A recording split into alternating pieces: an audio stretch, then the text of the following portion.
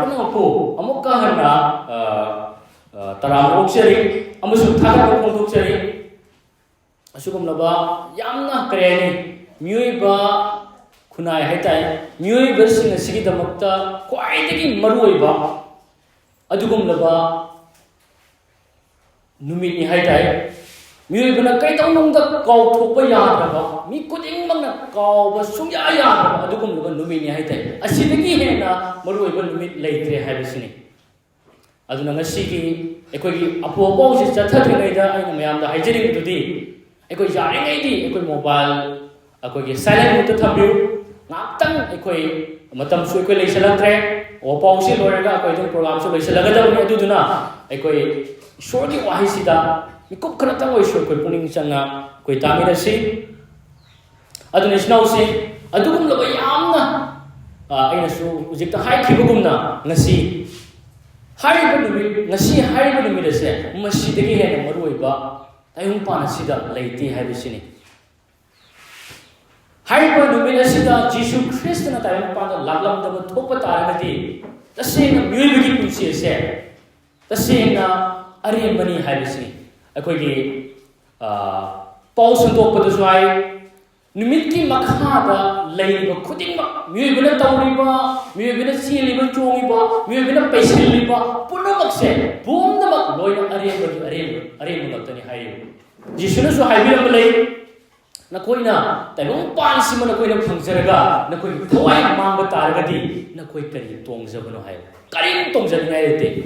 ꯑꯗꯨꯕꯨ ꯈ꯭ꯋꯥꯏꯗꯒꯤ ꯅꯨꯡꯉꯥꯏꯕ ꯄꯥꯎꯗꯨꯗꯤ ꯉꯁꯤ ꯑꯁꯤꯒꯨꯝꯂꯕ ꯌꯥꯏꯐꯔꯕ ꯑꯃꯁꯨꯡ ꯌꯥꯏꯐꯕ ꯈꯛꯇ ꯅꯠꯇꯅ ꯉꯁꯤ ꯍꯥꯏꯔꯤꯕ ꯅꯨꯃꯤꯠꯁꯦ ꯑꯁꯨꯛꯀꯤ ꯃꯇꯤꯛ ꯍꯔꯥꯎꯅꯤꯡꯉꯥꯏ ꯑꯣꯏꯕ ꯅꯨꯃꯤꯠꯇꯨꯅꯤ ꯍꯥꯏꯕꯁꯤꯅꯤ ꯃꯔꯝꯗꯤ ꯃꯥꯡꯗꯨꯅ ꯑꯁꯤꯕꯒꯤ ꯈꯌꯥꯠꯇ ꯑꯁꯤꯕꯒꯤ ꯄꯥꯞꯀꯤ ꯏꯔꯣꯟꯅꯨꯡꯗ ꯂꯨꯞꯇꯨꯅ ꯂꯩꯔꯤꯕ ꯑꯩꯈꯣꯏ ꯃꯤꯑꯣꯏꯕꯅꯤ ꯍꯥꯏꯇꯥꯔꯦ ꯏꯁꯥꯅ ꯀꯟꯖꯕ ꯉꯝꯗ꯭ꯔꯕ ꯑꯗꯨꯒꯨꯝꯂꯕ ꯀꯨꯊꯗꯨꯅ ꯂꯩꯔꯕ ꯑꯩꯈꯣꯏ ꯏꯁꯥꯅꯁꯨ ꯉꯁꯥꯏꯒꯤ ꯀꯣꯝꯁꯤꯗꯒꯤ ꯀꯥꯈꯠꯄ ꯉꯝꯗꯕ ꯐꯤꯕꯝꯗ ꯂꯩꯔꯤꯕ ꯄꯨꯟꯁꯤꯅꯤ ꯍꯥꯏꯇꯥꯔꯦ ꯑꯗꯨꯕꯨ ꯑꯁꯤꯒꯨꯝꯂꯕ ꯃꯤꯀꯨꯞ ꯑꯁꯤꯗ ꯏꯁꯣꯔꯅ ꯀꯔꯤ ꯍꯥꯏ ꯏꯁꯣꯔꯅ ꯑꯩꯈꯣꯏ ꯃꯤꯑꯣꯏꯕꯁꯤꯕꯨ ꯑꯁꯨꯛꯀꯤ ꯃꯇꯤꯛ ꯅꯨꯡꯁꯤꯕꯤꯔꯦ ꯍꯥꯏ ꯑꯃꯦꯟ ꯅꯨꯡꯁꯤꯕ ꯈꯛꯇ ꯅꯠꯇꯅ ꯀꯩ ꯍꯥꯏ ꯑꯩꯅ ꯅꯈꯣꯏꯕꯨ ꯂꯣꯝꯕ ꯅꯥꯏꯗꯕ ꯅꯨꯡꯁꯤꯕꯗꯨꯅ ꯅꯨꯡꯁꯤꯔꯦ ꯍꯥꯏꯅ ꯑꯩꯈꯣꯏ John chapter 3 verse 16 amadi Jeremiah pada 38ꯒꯤ pada 3ꯗ ꯑꯩꯈꯣꯏꯅ ꯄꯥꯔꯒꯗꯤ ꯈꯪꯒꯅꯤ ꯑꯗꯨꯅ ꯏꯁꯅꯥꯎꯁꯤꯡ ꯑꯩꯅ ꯉꯁꯤ ꯍꯪꯖꯅꯤꯡꯕ ꯑꯃꯗꯤ ꯀꯩꯅꯣ ꯍꯥꯏꯕ ꯃꯇꯝꯗ ꯀꯔꯤꯒꯤꯗꯃꯛꯇꯅꯣ ꯏꯁꯣꯔꯅ ꯅꯍꯥꯛꯄꯨ ꯅꯨꯡꯁꯤꯕꯤꯔꯤꯕꯁꯦ ꯍꯥꯏꯕꯁꯤꯅꯤ ꯏꯁꯣꯔꯅ ꯀꯔꯝꯕ ꯐꯤꯕꯝꯗꯅꯣ ꯅꯍꯥꯛꯄꯨ ꯉꯁꯤ ꯅꯨꯡꯁꯤꯕꯤꯔꯤꯕꯁꯦ ꯍꯥꯏꯕꯁꯦ ꯑꯩꯅ ꯉꯁꯤ ꯃꯌꯥꯝꯗ ꯍꯪꯖꯅꯤꯡꯕꯗꯨꯅꯤ ꯏꯃꯨꯡ ꯏꯁꯅꯥꯎꯁꯤꯡ ngasi ishor ibungo mahangna aikhuibu leisemlakpa matamda haidai mayam puning changa taminasi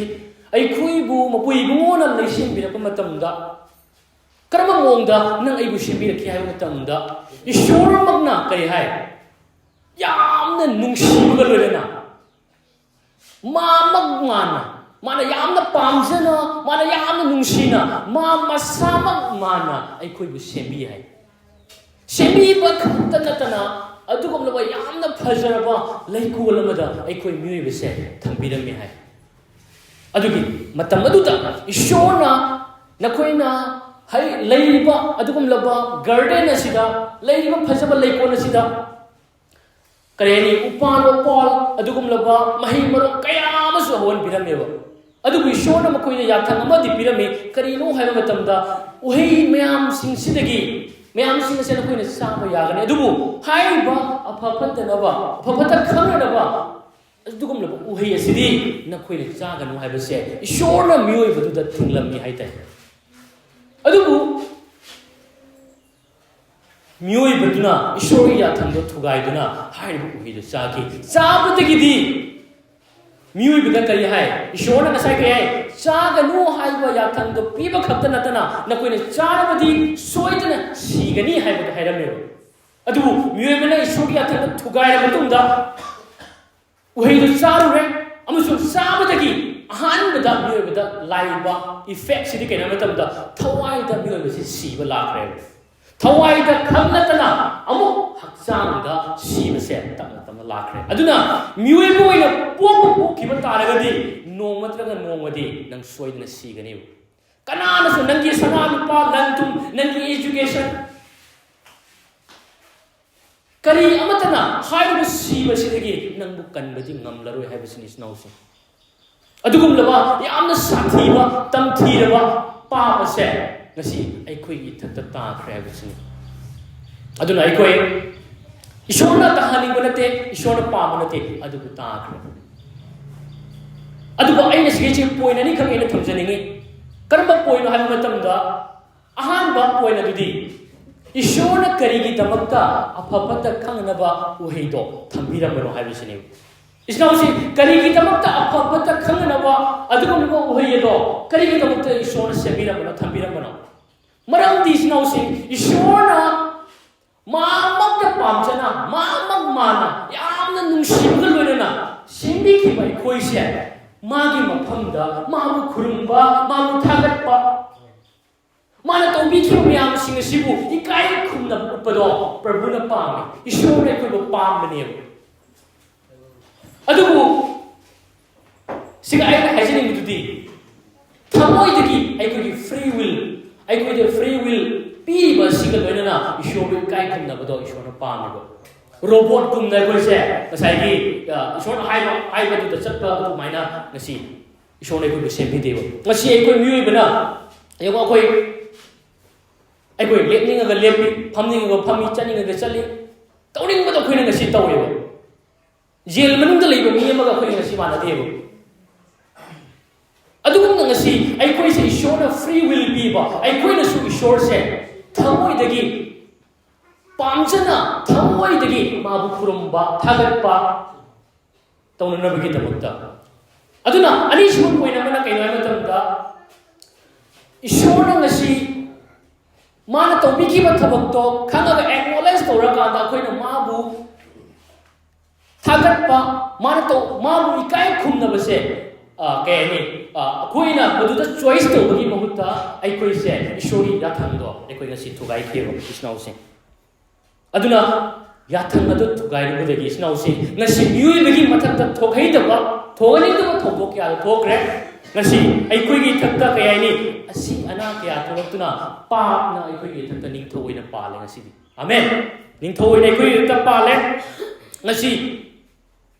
aikoi ishona ka senga ka ishona ngasi myui basibu design to matamda aikoi se ma se po kanda matam khara puchilaga jana sikhina baina ishona design to khide aikoi se ishona sebi matamda myui base sina nabagi tamda sebi banati ba koi se ko पुंसी साना नादे येतना हराउना ईश्वर करी highway बेसेमी मतमदा महै यानजरो है blessing न थल्ला कांदा को जे हिंग नबगी दमता ईश्वर नै को मसी सेबी बनेबा अदुबु मदुगी ओना तेना बदा मी बगी पुंसी थोखरे कनागी मराल इस्नाउसी नंग हाइबा अयान हानबा मियो यदुगी मराल नि हाइते ईश्वर न मकोइ द पाप ता हनरते मियो बदुना ईश्वर तौनु है पोद तौरुबदगी मसा मतोंता पाप ता ताजरखिबनी हाइते अदुना इस्नाउसी हाइरि पाप असिदगी हाइरि सीबसिदगी नसी अखोई ईशान इशाबो कैदोनुंदा हंदोक ngamlaroi ईशान इशाबो पाप असिदगी कैदोनुंदा कोकचबो नंगी हैसिंबा नंगी महिबसिं नंगी लाइफ लाइसु नंगी अवांग थांग थबक्तुना नसी हाइरि पाप असिदगी नंग कोकचबो ngmoi सीबसिदगी नंग लांथोकचबो ngamloi हाइबसिनि अदुनि शोगी वाहिना करी हाय मतमदा लाइसोनी से पंदु निफुमा पंदि पद त्रेत के मतमदा मसाना मसा पापतगी हंतोकचबो ngamba kana su leite aduga kana amatana magi thawai gi mamal shoda piba ngamde na iduna leyeba aduna isnausi asugum laba luraba tanfam eko ishana ishabo kanjabangam mikupasida ꯑꯩꯈꯣꯏꯅ ꯄꯥꯞꯇ ꯏꯔꯥꯛꯅꯗꯨꯅ ꯂꯩꯔꯤꯉꯩ ꯃꯇꯝ ꯑꯁꯤꯗ ꯈ꯭ꯋꯥꯏꯗꯒꯤ ꯅꯨꯡꯉꯥꯏꯕ ꯄꯥꯎꯗꯨꯗꯤ ꯉꯁꯥꯏ ꯍꯥꯏꯕꯗꯣ ꯏꯁꯣꯔꯅ ꯃꯤꯑꯣꯏꯕꯕꯨ ꯑꯁꯨꯛꯀꯤ ꯃꯇꯤꯛ ꯅꯨꯡꯁꯤꯕꯤꯔꯦ ꯍꯥꯏ ꯃꯄꯥꯟ ꯅꯥꯏꯗꯅ ꯑꯩꯈꯣꯏꯕꯨ ꯅꯨꯡꯁꯤꯕꯤꯔꯦ ꯍꯥꯏ ꯑꯗꯨꯅ ꯅꯨꯡꯁꯤꯕꯒꯤ ꯃꯔꯝꯗ ꯏꯆꯤꯟꯅꯥꯎꯁꯤꯡ ꯑꯩꯈꯣꯏꯕꯨ ꯄꯥꯞ ꯑꯁꯤꯗꯒꯤ ꯀꯟꯕꯤꯅꯅꯕ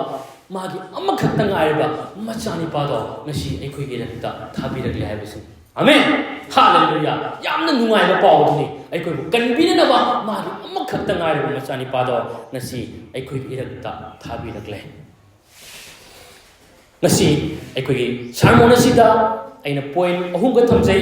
aduna koi khata na koi yengme si aham point du da aina thamjaba du di nasi gi sermon ase aina theme da aina thambadu di ai koi na pap ta leigi makta da isho na koi bu nungsi bi hai ba se nasi koi gi theme ni ai tai aduna nasi gi aham point da koi kam thamina si ai koi na kari hai ni pap ta ta duna leigi maksida ai koi kan binana ba Jesus Christ se isho na koi gi da makta thabi rakle hai ba se ni aduna ngasi sinau sing jemo ihan han mi duna pap to bigi maram na magi darada mathang ai khoida pa bodo lakre shori wa haina ke aiba matam da Romeo padu ohumgi padu kulum doi Romeo padu mangagi padu train thoi gi matung na kare matam da mi amagi maram na taibam pada pap aduga pap ki maram na siba changkhibagum na siba du mi punamakka thangthare maram di mi punamakna pap tawi hai aduna isnau sing ngasi ai khoi gi rat ngasi di pap do lakre ai khoi na pap to rudraga su ihan han mi duna pap to bagi maram na ai khoi se isnau sing pap gi hai bodo ai khoi oirabani amtang munna khandasi ai khoi se phana ai khoi na apha to ruga su phana ai khoi na dharma chen wa thabak to ruga su ishwar gi mangda yamna amot pa phadi phanai gumna singthare haibasini bako aduna ngasi ai koi masi nang aina tawbagi nate ihan han ba mi dun tawbagi maramna ai koi na pap su taw taw daga su ai koi shi sure ibungo ma ki mi engda pap pini aduna pap chen no era nabigi tamakta ai koi karim tawbai su thauta de ima gi garbadagi he pop patamda ai koi se pap kan loina na ai koi se miro lakre pap kan loina na ai koi se sawan lakre bolakre haina upoi mogi wahaina fongdok tuna leyeba koi Psalm 51 gi verse 5 ta aduna nasi yoi magi dharma chi mi haiba adugum ba thabak du phawba ishori mang yamna tukachanai adugum ba oirabani haibasi sinau singda aina ningsing janingi aduna sigum la pa laga liyo bibam mi bana masabus kanjaba sungam ngam laroi da mi kubasida nasi ai khoi gi irakta ai khoi gi ithakta ishor gi nungsiba phongdok pire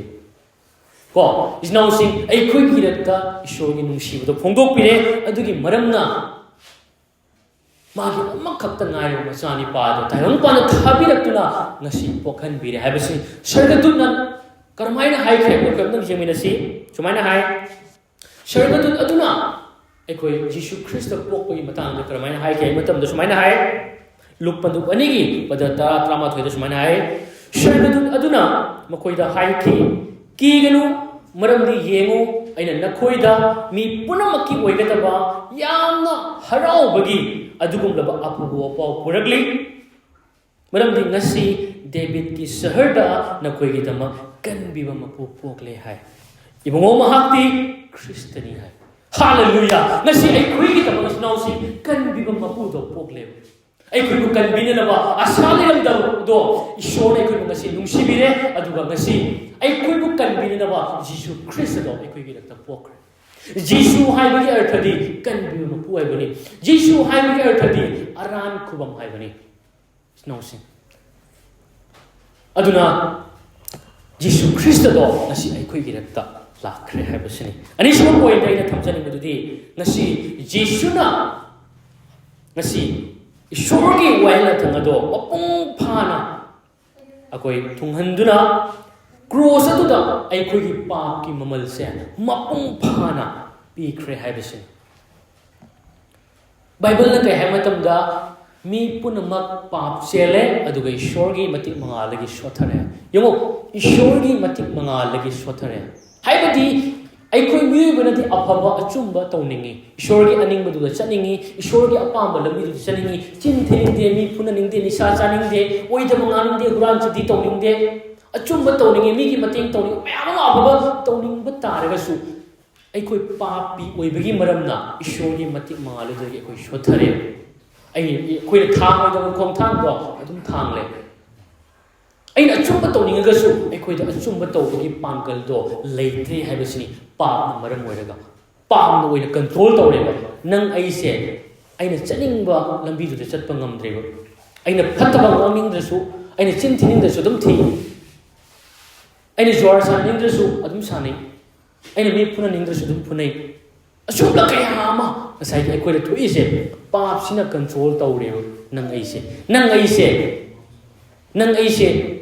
ꯅꯪ ꯑꯩ ꯏꯁꯥꯒꯤ ꯃꯄꯨ ꯑꯣꯏꯗ꯭ꯔꯦꯕ ꯑꯩꯈꯣꯏꯒꯤ ꯃꯄꯨꯁꯦ ꯄꯥꯞ ꯑꯣꯏꯔꯦꯕ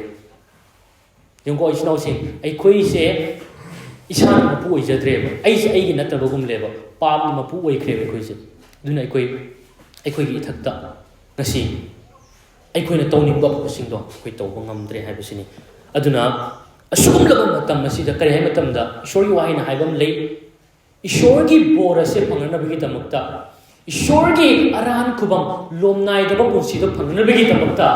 ꯏꯁꯣꯔꯒꯤ ꯋꯥꯍꯩꯅ ꯀꯩ ꯍꯥꯏ ꯅꯈꯣꯏꯅ ꯏꯁꯣꯔꯒꯤ ꯌꯥꯊꯪꯁꯤꯡ ꯑꯁꯦ ꯄꯨꯝꯅꯃꯛ ꯉꯥꯛꯄ ꯇꯥꯔꯒꯗꯤ ꯅꯈꯣꯏ ꯏꯁꯣꯔꯅ ꯕꯣꯔ ꯄꯤꯒꯅꯤ ꯅꯈꯣꯏ ꯑꯔꯥꯟ ꯈꯨꯕꯝ ꯐꯪꯒꯅꯤ ꯅꯈꯣꯏ ꯀꯟꯕꯤꯕ ꯐꯪꯒꯅꯤ ꯅꯈꯣꯏ ꯄꯥꯞ ꯀꯣꯛꯆꯕꯗ ꯐꯪꯒꯅꯤ ꯑꯗꯨꯕꯨ ꯏꯁꯣꯔꯒꯤ ꯌꯥꯊꯪꯗꯣ ꯅꯈꯣꯏꯅ ꯊꯨꯒꯥꯏꯕ ꯇꯥꯔꯒꯗꯤ ꯅꯈꯣꯏꯒꯤ ꯅꯊꯛꯇ ꯁꯤꯔꯥꯞ ꯂꯥꯛꯀꯅꯤ ꯍꯥꯏ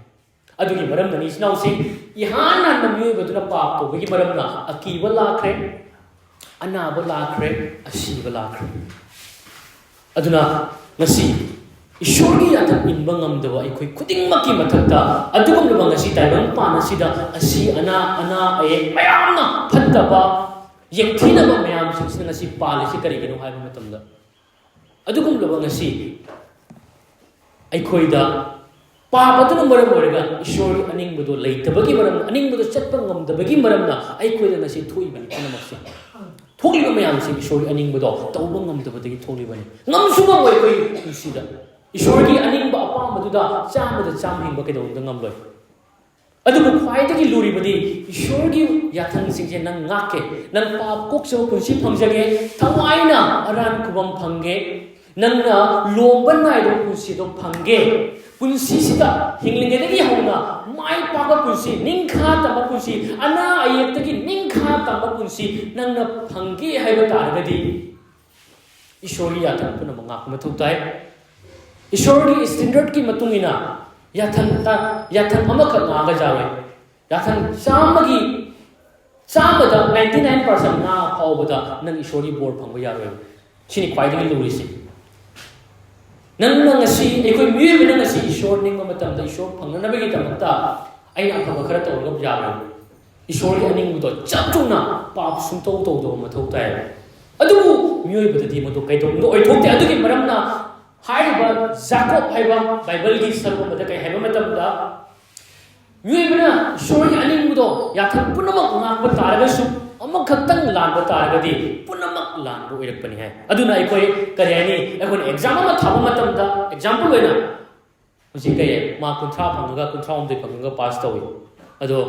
ꯃꯥꯔꯛ 10 ꯐꯪꯉꯒꯗꯤ ꯄꯥꯁ ꯇꯧꯔꯣꯏꯕ ꯃꯥꯔꯛ 10 10 ꯐꯪꯉꯒ ꯄꯥꯁ ꯇꯧꯕ ꯁꯨꯡꯌꯥ ꯌꯥꯔꯣꯏ ꯃꯥꯒꯤ ꯍꯥꯏꯔꯤꯕ ꯄꯥꯁ ꯇꯧꯅꯕꯒꯤ ꯃꯥꯔꯛꯇꯣ ꯐꯪꯕ ꯃꯊꯧ ꯇꯥꯏ ꯑꯗꯨꯒꯨꯝꯅ ngasi ꯏꯁꯣꯔ ꯁꯔꯒ ꯂꯩꯕꯥꯛꯇ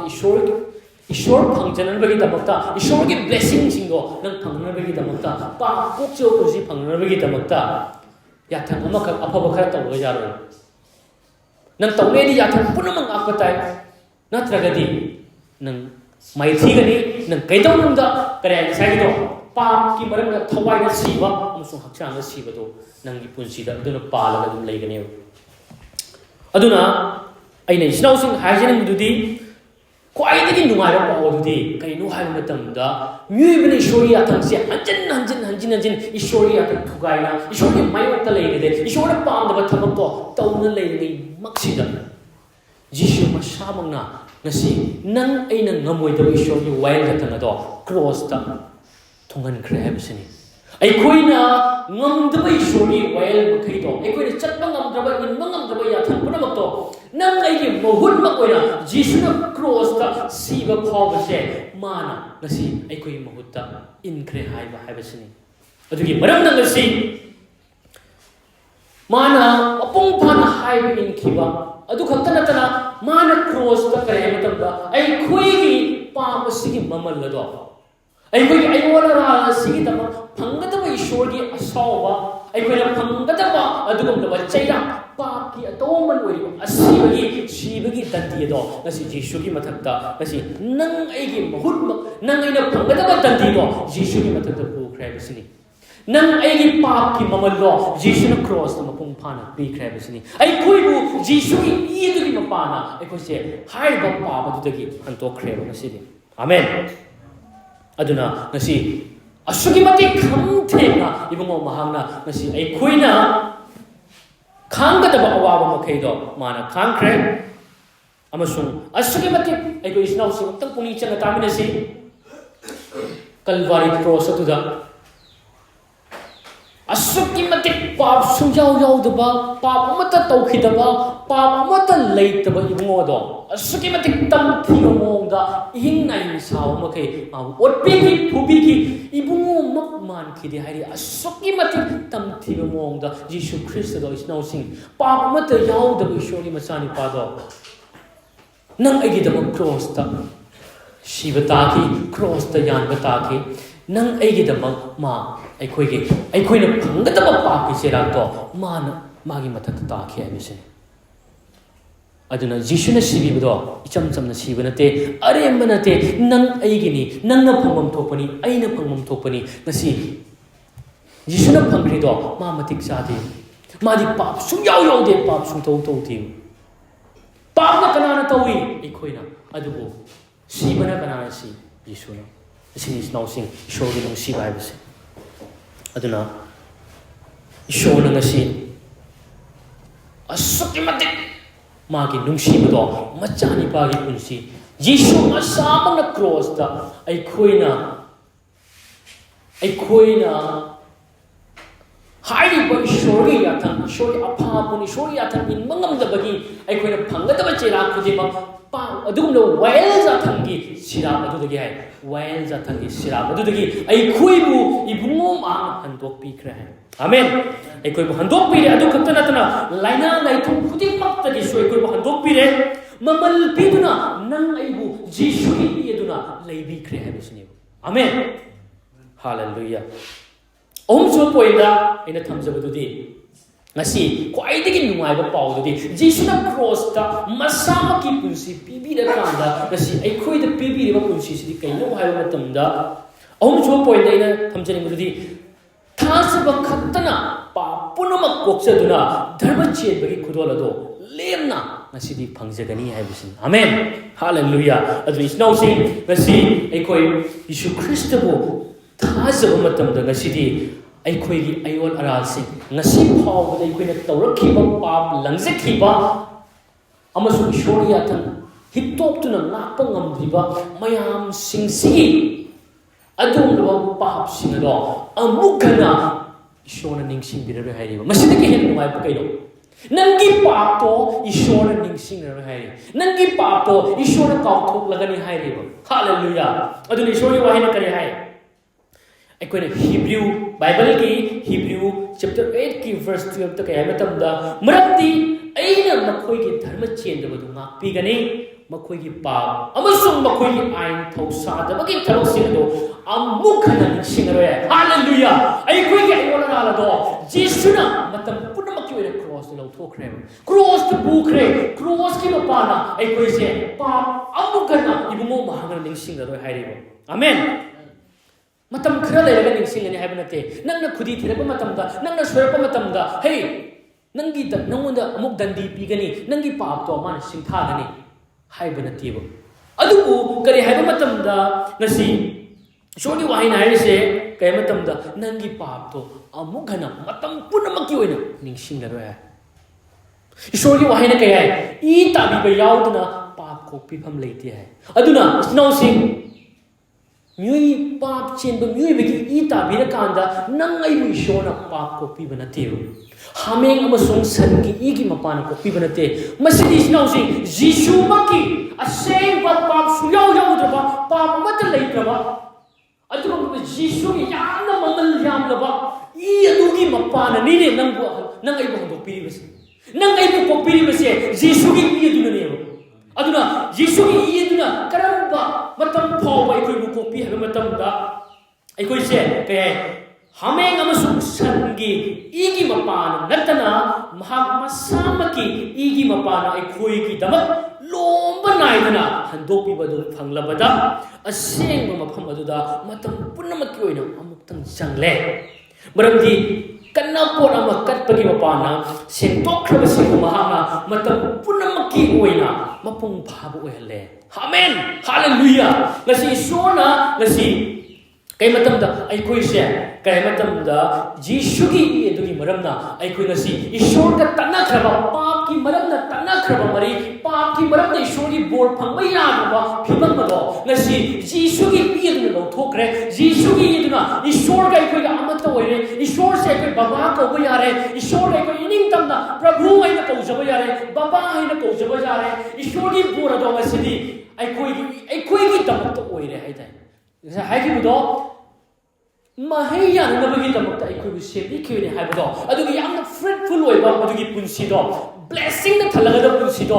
madugi punsi do ngasi di ikoi receive to yare ngasi di ikoi phang ba yare phang ba da matik jabu hele Jesu ki yedugi mapan amen aduna Jesu ki yedugi mapana lomban nai da ba matam adu phawgi ikoi gi ayol aral ikoi gi pa ba se kokpi khais now sing hallelujah asini now sing asugamba makupi isini ishona ikoi makupi ise adubu aina series amuka ani sinjare gududi aikoi gi pap aikoi na kokchau phangli base past present asina loi banate future tungda tawrakadaba pap adu phobagi yauna hallelujah Jesu na kopi kreba amen asini lomba nai do phobagi kopi raise aikoi kopi ba phanglabani chausi aikoi aseng oi phanglabani Jesu gi i adu khaki mapana amen aduna isna using ke bible hai Ephesa padu amagi padatare ta ke matam da mahaki marang kaiba thozan adugi matungina mahagi igi mapana ikoina mangonda handok pi ba haibadi aikoi pap kopi phangjai adu amusho hai 1 John chapter 2 gi verse 12 ta apikpa angangsa aina nakoi de iri maramdi mahaki Jesu gi mingi maramgi damak nakoi gi pap kopi re hai amen hallelujah aduna isna using ngasi aikoi gi pap se past present khatanatana future phawgi pap se kopi kreba aduna siga kopi re hairi se asigi kopi base ngasai gi tungda phawba present phawba future phawba adum continue kopi ba ngambagi pangal leiba Jesu gi ini haidai amen hallelujah adum tungda phawba adum kopi ba ngambagi adugum laba Jesu Christ gi ini haidai snow sing aduna kari hai matam da aikoi pap se khaji kha kopi haidai kay matam da Colosia pandu ani gi pada trom doi tram da kay matam da yango nakhoi gi pap ta amasung nakhoi gi hakchang gi un kak tuduna nakhoi ne siram ba matam da nakhoi gi pap pum namak kokpi duna Ishwar nakhoi bu Krista ka loina na hingat hanbire yango nakhoi gi pap pum namak hai pap khajik tang hai bate pum namak ni snau si any every adugum da pap oisu variety any makhal gi pap oisu Jesu gi igi mapana kopi ba ngam da balai te Jesu gi igi di mapana pap pum namak se loina se kokre ungum ngam han kre abisne ba amen hallelujah adugum laba Jesu gi igi da matik lai snau si nangi pa adudagi Jesu gi igi na chawbe heli kanme heli abisne snau si amen aduna ngasi Jesu gi igi na aikoi gi punsi pa kokpi ba punsi bibi ba adu khatan natana ngasi aikoi da kedoi hai mabatam da aikoi gi ma magna aikoi gi pap cross adu do oira khibagi maramna yemo cross ta Jesu Christ na kari to khai ba kitang lijar ke kedoi matam da cross ta ne aikoi gi pap se exchange to right hai aikoi gi ayona ra aikoi gi pap khudi mak se loina Jesu do ne transfer to bai ta Mui ayol aral papa na mukse Jesu do na transfer to re aduga Jesu gi oi ba dharma chen do ai khoi do na transfer to birak bai ta ꯉꯁꯥꯏꯒꯤꯕꯗꯣ ꯄꯥꯞꯅ ꯀꯅꯥꯅ ꯇꯧꯏ ꯑꯩꯈꯣꯏꯅ ꯗꯟꯗꯤ ꯐꯪꯕꯅ ꯀꯅꯥꯅꯣ ꯖꯤꯁꯨꯅ ꯄꯥꯞ ꯁꯨꯡꯇꯧ ꯇꯧꯗꯕ ꯃꯍꯥꯛ ꯑꯗꯣ ꯄꯥꯄꯤ ꯑꯃꯒꯨꯝꯅ ꯁꯤꯈ꯭ꯔꯦ ꯄꯥꯞ ꯑꯣꯏꯔꯛꯈꯤ ꯍꯥꯏ ꯏꯁꯣꯔꯒꯤ ꯋꯥꯍꯩꯅ ꯑꯗꯣ ꯑꯩꯈꯣꯏꯅ ꯀꯩ ꯍꯥꯏ ꯑꯩꯈꯣꯏꯅ ꯙꯔꯃ ꯆꯦꯟꯕ ꯑꯣꯏꯔꯛꯅꯕ ꯍꯥꯏꯅ ꯑꯩꯈꯣꯏ ꯏꯁꯣꯔꯒꯤ ꯋꯥꯍꯩꯅ ꯏꯗꯨꯅ ꯂꯩꯌꯦꯕ ꯑꯗꯨꯅ ꯏꯆꯤꯟꯅꯥꯎꯁꯤꯡ ꯉꯁꯤ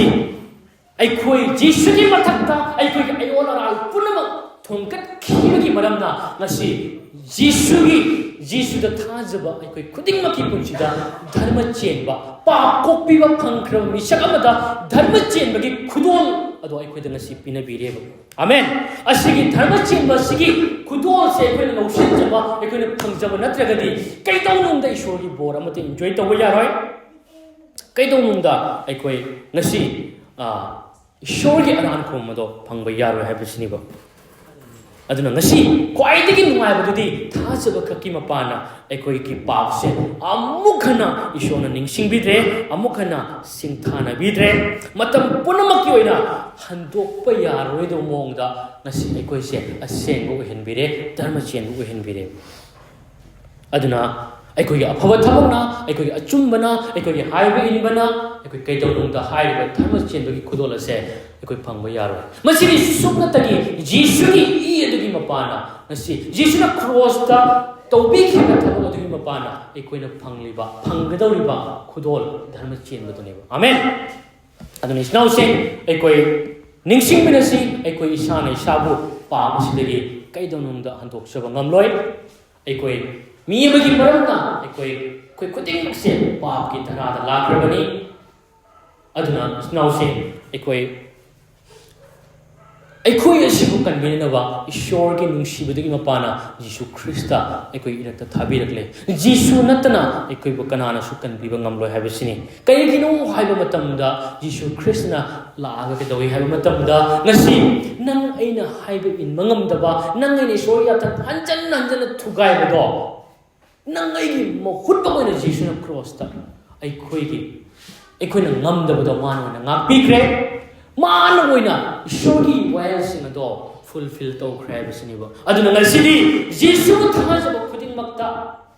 ngasi Jesu na mapung phana tawbikhiba thaboding mapana Jesu na haiba inba adu khatana masamak ki punse do aikoi pap ki iran purana kat khibagi maramda ngasi aikoi se amugana shona pap ningsing na rido punsi do phanglabani mamal piduna aikoi se Jesu iduna leibi ba misega do aikoi oiba phangjarabani amen aduna isinausing ngasi Jesu ki iduni mapana aikoi ki pap se past present and future phobagi aikoi kokpi ba phanggadoribani nangna thajaba taragadi aduna aikoibu haiba paaba sidagi ayola rala sidagi aikoibu handokpa ngambase Jesu natana leite Jesu natana aikoibu kanbinaba lambi amata leite tamthirama paaba sidagi nantoke haibadi Jesu da lakpiyo Jesu na haiba khudolado nangi damakta dharma chenbagi khudolado nangi damakta thorang tawduna leiri aduna isnausing aina iroi lewda haijane midudi nahakpu asuki matik nungsibagi maramna magi amakhakta ngaiba machanipa Jesu Christ do kasi aikhoi damak mana pinabi magi machanipa gi punsi do nang aigi damakta singanaba phawba pithok pikhibani aduna ishora asuki matik nahakpu nungsibireba sifawda ishorgi nungsibase nang ngasisu Jesugi nungsibase nang ngasisu mirai khige haiba haibasini nang ngasisu ishorgi nungsibase mirai duna leikhige haiba aduna isnausing amatta ngairaba machani pa ado sinanaba ngasi aikogi tamakta pina bikhido kanagi tamakta no haibasini Jesu do kanagi tamakta no pina birise kanagi tamakta no Jesu na process sigi base isnausing aikoi wang nang minasi karigi tamakta no Jesu na aikoi gi tamakta cross ta pangting bikhibado yengo isnausing cross aduda aikoina phanggadaba pap ki chaira khudimakto Jesu ki mathakta maral amata yawdaba Jesu ki mathakta takhibani aduna ngasidi aikoi ibungo mahaki thaujal adugi mapana ngasi aikoi se lemna kanbi punsido aikoi de pina biribani aikoi na sungphang phangpham thokdraba ibungo mahaki thaujal ado ngasi aikoi de piri snausin aduna asukya matik ishorge nungsido aikoi khuding makki mathakta leiri aduna iroi bada haijeri budi nahang na ngasi पाप तगी पुनिंग Hong लपदो जीसु ख्रिस्टना ngasi su ngairi haibisini nangna पाप तगी पुनिंग होंगदुना ibungo nang natana aibu kanbina na balambi leitre nang natana aingonda aran khubangge khudol ase pibiba kana su leite nangi nungsi base ai are batahan jaroi haibagi puning aduga loina decision aduga loina ai khoise ngasi ibungo maha ko puning hongduna losin bagi mi aduni ibungo mahangna nangbu nangna puning holakpado ngasi su ngairi haiba ofam se ai thamjaningi uje koi myam puna koi changjamina si shodai haisagi hallelujah prabhu hiding ai letana thagale prabhu ai koi mangduna leramni prabhu ai koi lambi lamukna duna prabhu ai koi se asibagi lambi da thawai da siduna prabhu ai koi tayong panbagi nungai bada luptuna koi leramni prabhu adugu thagache prabhu ngasidi ibungo na hakmakna matam sana prabhu aikoi bu nungsibiduna prabhu aikoi na phanggataba aikoi gi pap ki atomal sibado prabhu nangi na thakta pubiduna ngasidi aikoi da ibungo na haki aran khubam ibungo pap kokpi bagi bor myam singado aikoi da ngasidi haithabire prabhu wasi aikoi na talaga phangbo yabanate prabhu masidi somna khaktagi nangi thaujala dum aikoi da pina birebani prabhu nang natana aikoi kan pinaba aikoi bu adugum laba prabhu nangi harau ba intha tapthaba marang kai ba boraga phangana ba ibungo nangona sangjaba natana aikoi lambi leite prabhu nangdi ai asengba aibu kan biba ngamba ishorduni prabhu ibungo nahang ngasi tarang padalak piduna aikoi in mangamdraba khudimakto nangna mohusin biduna prabhu cross aduda asamaki pulsido mamal piduna katkre prabhu mamal piduna aikoi bu pap tagi nahan hando pikre ngasidi namu thajaba khudimmakta prabhu ibungo amukhana aranata hanbidabagi pap ningsingdabagi adugum lo bor ado haithabire prabhu thagaje prabhu asuke matik aikoi bu nungsi bigi damak thagaje prabhu hallelujah ngasi aikoi isnau singi marakta aikoi loina usan biom tang mayam tang mit usan biu mayam mit kanam pangthok pi ganoi aikoi ni irakta prabhu bu losin janingba isnau sing leidabadi khut thangat piro aduga ai nakoi gi damak ai prayer tawjarake prabhu bu losiningba prabhu ki nungsi base taseng ai gi damak tani haiba isnau sing jarobadi khut thangat piro ai prayer tawjarake khut thangat piro thamoi se thangat piro amaga amka jeng thongna gano thamoi dagi thangat piro ishori mangari thangali se ai prayer tawjarake thangat piro thamoi se na prabhu bu nungsi jaba prabhu losiningba yarobadi khut thangat piro adu ai prayer tawjarake adum mafam da lebiu aduga lebiu mafam da dum lebiu amaga amka jeng thongna ai me nakoi gi damak prayer tawrake yam lekhat piu khut thangat pi sing dukak lekhat piu adai nate khut thangat pi sing dukak lekhat piu amaga amka jeng gano ai prayer tawjarake aduga aina haibase haimina si ko mayam haimina si aina haibase mak nakoi haibiu thagajri prabhu nahaki nungsi basi gi damak aidi hanjinna pap tawduna nangi mayokta nangi yatham thugaiduna leibani aigi phangpham thokpadi asibado matik chai prabhu adubu thagajri nangi nungsibudagi maramna asuki matik nungsibagi maramna aibu kanbinanaba tayong pada pokpiduna cross ta nasamaki punsi adu pilipina bikre nahana ikoigi phangpham thokpa cheira khudimba pukre pap ki atoman oiriba sibado nangi na thakta oina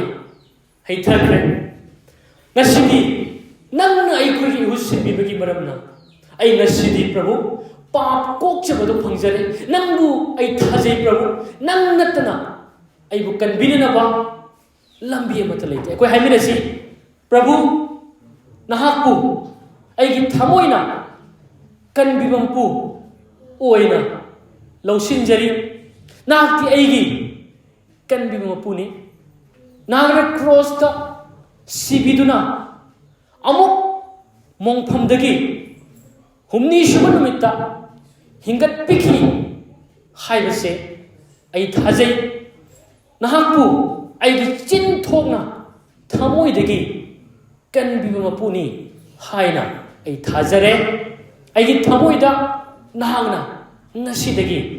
ningthoina panbiu thagachari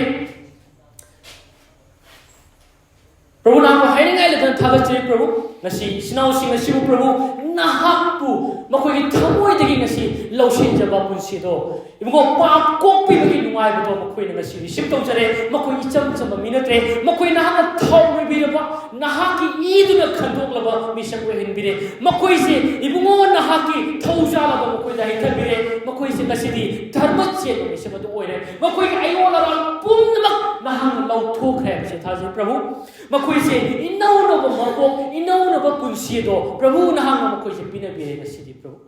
thagajai Prabhu makhoi gi punsi makhoi gi khongtham khudin Prabhu nangona sinajari Prabhu hena nangi natik nangal gi dama ibungo nangi natik nangal gi dama hingba yana Prabhu makhoi bo hena thawai da thabak tawbiu nang sina biu na haijari